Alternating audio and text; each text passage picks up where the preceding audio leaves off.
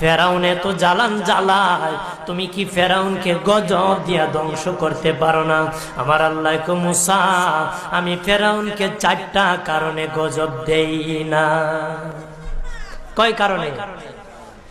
ফেরাউনকে 4টা কারণে গজব দেই না।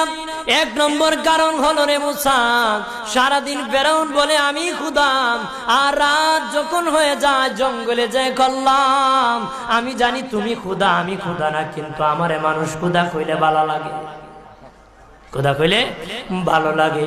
প্রভু, তাই তুমি বিরক্ত হইয়া আমার উপর গজব দিও না।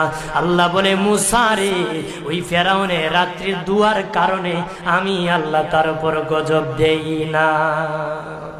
2 নম্বর কারণ হলো, আরে মুসা তোমার মুখে দাড়ি, ফেরাউনের মুখে দাড়ি, তোমার পরনে জুব্বা,